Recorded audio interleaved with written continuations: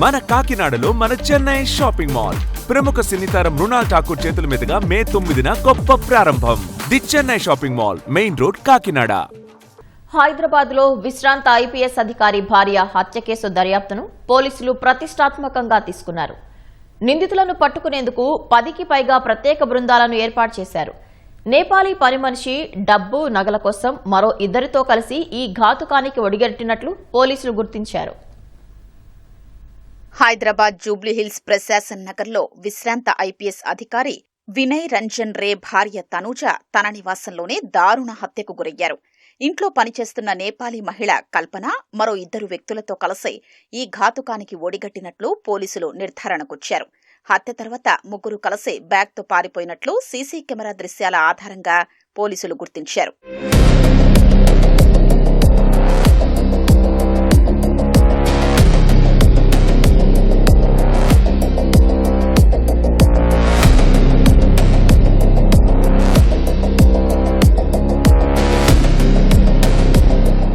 ఉమ్మడి ఆంధ్రప్రదేశ్లో వివిధ హోదాల్లో పనిచేసిన ఐపీఎస్ అధికారి వినయ్ రంజన్ రే డీజీ హోదాలో పదవీ విరమణ చేశారు.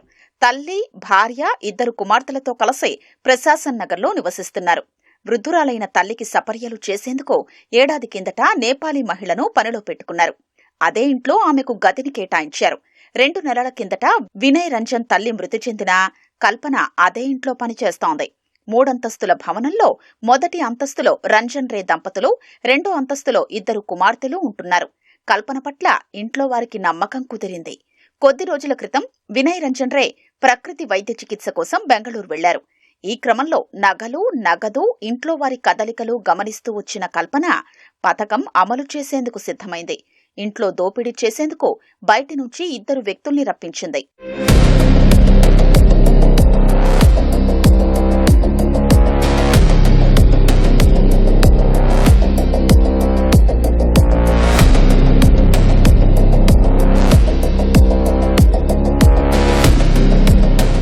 ఈ నెల 7న వారిద్దరూ ఇంటి పరిసరాల్ని పరిశీలించి తిరిగి వెళ్లిపోయారు.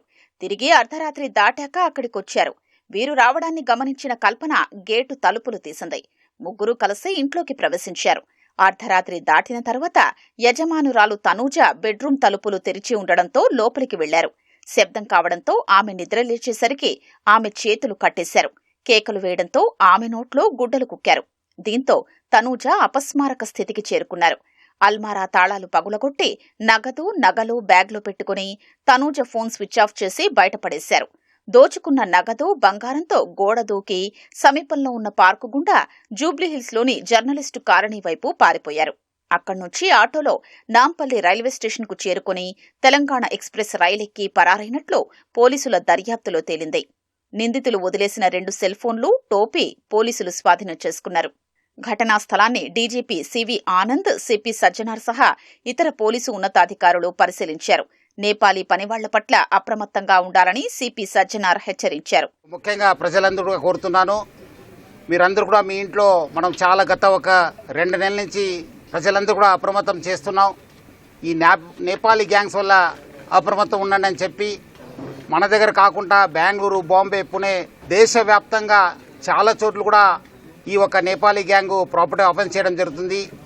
ఇంట్లో ఎవరు లేనప్పుడు, లేదంటే ఏదో ఫంక్షన్ వెళ్ళినప్పుడు ఇలాంటి నేరాలకి పాల్పడుతున్నారు. ఇక్కడిక్కడ మన రిటైర్డ్ డీజీ గారు బయటికి వెళ్ళినప్పుడు, వేరే ఊరికి వెళ్ళినప్పుడు ఈ ఒక ఆఫెన్స్ జరగడం జరిగింది. పిల్లలు పైన ఉండడము, మేడం కింద ఉండడంతో పైన ఉన్న పిల్లలకి తెలియలేదు.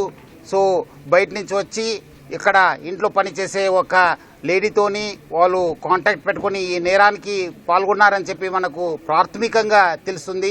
మన సీనియర్ ఆఫీసర్స్ అందరు కూడా దీనిపైన ప్రత్యేక శ్రద్ధ పెట్టేసి డెఫినెట్లీ ఈ గ్యాంగ్ ని పట్టుకోవడానికి కృషి చేయడం జరుగుతుంది. నిందితుల్ని పట్టుకునేందుకు పోలీసులు 10కి పైగా ప్రత్యేక బృందాల్ని ఏర్పాటు చేసి గాలిస్తున్నారు.